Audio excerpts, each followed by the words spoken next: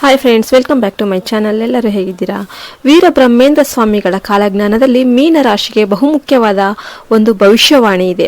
ಮೀನರಾಶಿಯವರು ಶನಿ, ಗುರು ಮತ್ತು ರಾಹುವಿನ ಪರಿಣಾಮದಿಂದಾಗಿ 13 ವರ್ಷಗಳ ಕಾಲ ಕಠಿಣ ಪರೀಕ್ಷೆಗೆ ಒಳಗಾಗ್ತಾರೆ ಅಂತ ಅವರು ಹೇಳ್ತಾರೆ.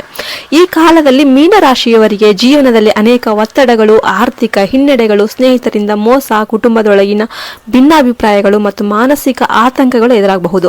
ಆದರೆ ಈ ಎಲ್ಲಾ ಕಷ್ಟಗಳು ದೇವರ ಒಂದು ಪರಿಶುದ್ಧ ಪರೀಕ್ಷೆ ಅಂತ ಹೇಳ್ಬೋದು. ಈ ಸಂದರ್ಭದಲ್ಲಿ ಕೂಡ ನಂಬಿಕೆ, ಧರ್ಮ ಪಾಲನೆ ಇರಬೇಕು. ಬ್ರಹ್ಮಯ್ಯರವರು ಅಷ್ಟೇ ಅಲ್ಲ, ಇನ್ನು ಮುಂದುವರಿಸಿ ಹೇಳ್ತಾರೆ, ಗುರುಬಲವನ್ನ ಬೆಳೆಸಬೇಕು. ಗುರುಬಲ ಎಂದರೆ ಆಧ್ಯಾತ್ಮಿಕ ಜ್ಞಾನ, ಭಕ್ತಿ ಮಾರ್ಗ, ಸತ್ಸಂಗ ಇವೆಲ್ಲ ಪಾಲಿಸಿದ್ರೆ ಜೀವನದ ಒಂದು ದಿಕ್ಕೇ ಬದಲಾಗುತ್ತೆ ಅಂತ ಹೇಳ್ತಾರೆ. 2025ರಿಂದ 2028ರವರೆಗೆ ಮೀನರಾಶಿಯವರಿಗೆ ಒಂದು ಅನುಕೂಲಕರವಾದ ಕಾಲ ಆರಂಭವಾಗಲಿದೆ ಅಂತಾನೆ ಹೇಳ್ಬೋದು. ಮೀನರಾಶಿಯ ಗೃಹಸ್ಥರೆಲ್ಲರಿಗೂ ಉದ್ಯೋಗಸ್ಥರಿಗೂ ಪ್ರತ್ಯೇಕ ಅನುಭವಗಳು ಇರಬಹುದು. ಗೃಹಸ್ಥ ಜೀವನದಲ್ಲಿ ಅಶಾಂತಿ, ಆದರೆ ಉದ್ಯೋಗದಲ್ಲಿ ಅಭಿವೃದ್ಧಿ ಕಾಣಬಹುದು. ವೀರಬ್ರಹ್ಮೇಂದ್ರ ಸ್ವಾಮಿಯವರು ಇದನ್ನು ಕೂಡ ಹೇಳ್ತಾರೆ, ಮೀನರಾಶಿಯವರು ತಪಸ್ಸು ಮಾಡಿದಂತೆ ಜೀವನ ನಡೆಸಬೇಕು. ಎಂದ್ರೆ ಪ್ರತಿದಿನ ಹನುಮಾನ್ ಚಾಲಿಸ, ಶ್ರೀ ಸಾಯಿಬಾಬಾ ಒಂದು ಪೂಜೆ, ಲಕ್ಷ್ಮಿ ಅಷ್ಟೋತ್ತರ ನಾಮಾವಳಿಯನ್ನು ಪಠನೆ ಮಾಡುವ ಮೂಲಕ ಒಂದು ನಕಾರಾತ್ಮಕ ಶಕ್ತಿಗಳನ್ನೆಲ್ಲ ದೂರ ಮಾಡಬಹುದು ಅಂತ ಹೇಳ್ತಾರೆ. ಮೀನರಾಶಿಯ ಮಹಿಳೆಯರು ಗೃಹ ಒಂದು ಮನೆಯ ಒಂದು ಸಮಸ್ಯೆಗಳೇನಿದೆಯಲ್ಲ ಅದನ್ನೆಲ್ಲ ಅನುಭವಿಸ್ತಾ ಇರ್ತಾರೆ. ಇವರಿಗೆ ತಾಯಿ ಮತ್ತು ಮಗನ ಸಂಬಂಧಗಳಲ್ಲಿ ಒಂದು ಹಿನ್ನಡೆ, ಕುಟುಂಬದೊಳಗಿನ ಮಾಯಾಜಲ ಹಾಗೂ ಭ್ರಾಂತಿ ಇವೆಲ್ಲ ಕೂಡ ಕಾಡ್ತಾ ಹೋಗುತ್ತೆ. ಈ ಸಂದರ್ಭದಲ್ಲಿ ಆಲೋಚನೆಯಿಂದ ಮುನ್ನಡೆದರೆ ಮಾತ್ರ ಬಾಳಿನಲ್ಲಿ ಶಾಂತಿ ಅನ್ನೋದು ಸಿಗುತ್ತೆ. ಬ್ರಹ್ಮೇಂದ್ರ ಸ್ವಾಮಿಯವರು ಹೇಳಿದ ಪ್ರಕಾರ ಮೀನರಾಶಿಯವರು ಬೆಳ್ಳಿ ಒಂದು ಉಂಗುರವನ್ನ ಗುರುವಾರ ಧಾರಣೆ ಮಾಡೋದ್ರಿಂದ ಇವರಿಗೆ ಒಂದು ಪುಷ್ಯ ನಕ್ಷತ್ರದಿಂದ ಅವರು ಧಾರಣೆ ಮಾಡಿ ಪೂಜೆ ಮಾಡಿದರೆ ಒಂದು ನಕ್ಷತ್ರದ ಒಂದು ನಕಾರಾತ್ಮಕತೆ ಕಡಿಮೆ ಆಗುತ್ತೆ. ಅಷ್ಟೇ ಅಲ್ಲದ ಅವರು ಹಿತೋಪದೇಶವಾಗಿ ಹೇಳ್ತಾರೆ, ಈ ರಾಶಿಯವರಿಗೆ ಗುರುಬಲ ಇಲ್ಲದೆ ಇದ್ರೆ ಅವರು ಶ್ರದ್ಧೆ, ನಂಬಿಕೆ ಎಲ್ಲವೂ ಕೂಡ ಮಂಕಾಗುತ್ತೆ. ಆದ್ರಿಂದ ಗುರುವನ್ನು ಮರೆಯುವಂತಿಲ್ಲ. ಇವರು ಬೃಹಸ್ಪತಿಗೆ ಧೂಪ ದೀಪ ಹಚ್ಚಿ ಪ್ರಾರ್ಥನೆ ಮಾಡಿ ಗುರುವಾರ ಇವರು ಪೂಜೆ ಮಾಡೋದ್ರಿಂದ ಅವರಿಗೆ ತುಂಬಾನೇ ಒಳ್ಳೆಯದಾಗುತ್ತೆ. ಮೀನರಾಶಿಯವರು ಆತ್ಮಸ್ಥೈರ್ಯ ಕಳೆದುಕೊಂಡು ಬಿಟ್ರೆ ಅವರು ಸಂಪೂರ್ಣವಾಗಿ ಸೋತು ಹೋಗ್ಬಿಡ್ತಾರೆ. ಈ ರಾಶಿಯವರು ತಮ್ಮ ಬುದ್ಧಿವಂತಿಕೆಯಿಂದ ಮತ್ತು ತಾಳ್ಮೆಯಿಂದ ಕಷ್ಟಗಳನ್ನ ತಡಿಬೇಕಾಗುತ್ತೆ. ವೀರಬ್ರಹ್ಮೇಂದ್ರ ಸ್ವಾಮಿಯವರು ಎಚ್ಚರಿಕೆ ನೀಡ್ತಾ ಇದ್ದಾರೆ ಈ ರಾಶಿಯವರಿಗೆ. ಪೂರ್ವ ಜನ್ಮದ ಪಾಪ ಫಲಗಳು ಏನಿದೆ ಈಗ ಎಲ್ಲವೂ ಕಳೆದು ಹೋಗ್ತಾ ಇದೆ. ನೀವಿಂದು ಅವನ್ನೆಲ್ಲ ಸಹಿಸಿಕೊಂಡ್ರೆ ನಾಳೆ ದೇವರ ಅನುಗ್ರಹದಿಂದ ನಿಮಗೆ ಖಂಡಿತವಾಗ್ಲೂ ಒಳ್ಳೆಯದಾಗುತ್ತೆ. ಉದ್ಯೋಗದಲ್ಲಿ ಬದಲಾವಣೆ ಆಗಬಹುದು, ಸ್ಥಳಾಂತರ, ಉನ್ನತಿ ಅಥವಾ ಅಧಿಕಾರದ ಪರಿವರ್ತನೆ ಸಂಭವಿಸಬಹುದು. ಆದರೆ ಇದು ಸುಲಭವಾಗಿ ಆಗೋದಿಲ್ಲ. ತೊಂದರೆ, ವಿಳಂಬ, ಹಿಮ್ಮಡಿತ್ವ ಇವೆಲ್ಲವೂ ಕೂಡ ನಡೆದು ಅಧಿಕಾರ ಬರುತ್ತೆ. ಇದು ಬ್ರಹ್ಮಯ್ಯರವರ ಪ್ರಕಾರ ಶ್ರಮದಿಂದಲೂ ಶ್ರೇಯಸ್ಸು ಎಂಬ ತತ್ವ. ಮೀನರಾಶಿಯವರು ಸ್ನೇಹಿತರು, ಸಹೋದ್ಯೋಗಿಗಳು ಅಥವಾ ಬಂಧುಗಳಿಂದ ಮೋಸ ಅನುಭವಿಸಬಹುದು. ಇದನ್ನ ವಿಪತ್ತವಾಗಿ ನೋಡುವ ಬದಲು ಪಾಠವಾಗಿ ನೋಡಿ ಮುನ್ನಡೆಯುವುದು ತುಂಬಾ ಒಳ್ಳೆಯದು. ವೀರಬ್ರಹ್ಮೇಂದ್ರ ಸ್ವಾಮಿಯವರು ನಿಮ್ಗೆ ಎಲ್ಲ ಎಚ್ಚರ ಕೊಡ್ತಾರೆ. ಇನ್ನು ಕಟ್ಟಡ ಕಟ್ಟುವ ಒಂದು ಬಿಲ್ಡಿಂಗ್ ಯೋಚನೆ ಮಾಡೋರು ಕಟ್ಟಬೇಕಂತ ಅನ್ಕೊಂಡಿರೋ ತಾತ್ಕಾಲಿಕವಾಗಿ ಹಣದ ಬಿಕ್ಕಟ್ಟಿನಿಂದ ಎದುರಾಗಬಹುದು. ಆದ್ರಿಂದ ಖರ್ಚಿನಲ್ಲಿ ಜಾಗ್ರತೆ ವಹಿಸುವುದು ತುಂಬಾ ಅನಿವಾರ್ಯ.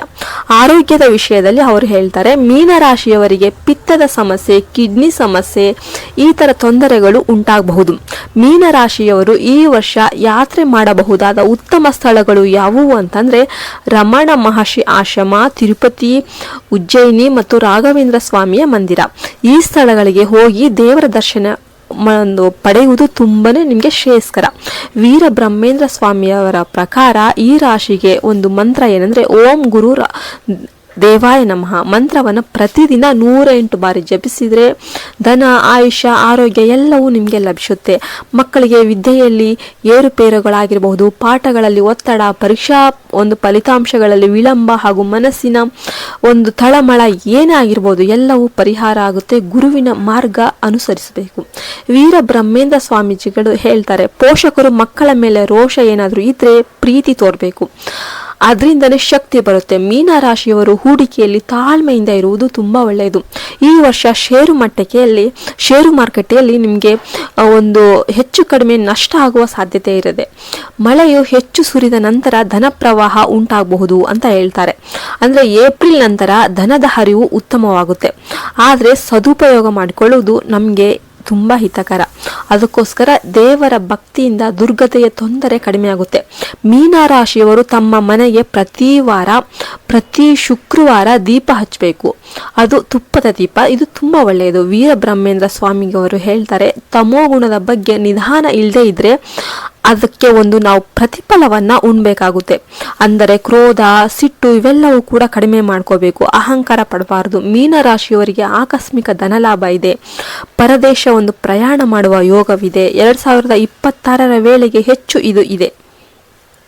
ಮುಂದಿನ ಹೆಜ್ಜೆಯನ್ನ ನೋಡಿ ಇಡಬೇಕು. ಇತ್ತೀಚಿನ ದಿನಗಳಲ್ಲಿ ಮೀನರಾಶಿಯವರು ಅನುಭವಿಸುತ್ತಿರುವ ಭ್ರಮೆ ಮತ್ತು ನಿರೀಕ್ಷೆಗಳ ನಡುವೆ ದಾರಿ ತಪ್ಪುವುದು ಕಂಡು ಬರ್ತಾ ಇದೆ.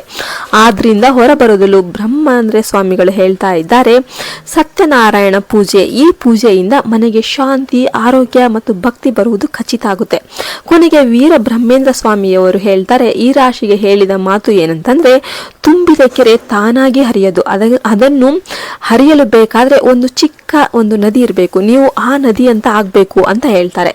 ತಮ್ಮೊಳಗಿನ ಶಕ್ತಿಯನ್ನು ಅರಿತು ನಂಬಿಕೆಯಿಂದ ಮುನ್ನಡೆದರೆ ಏನ್ ಬೇಕಾದ್ರೂ ನೀವು ಜಯಿಸೋದಕ್ಕೆ ಸಾಧ್ಯ.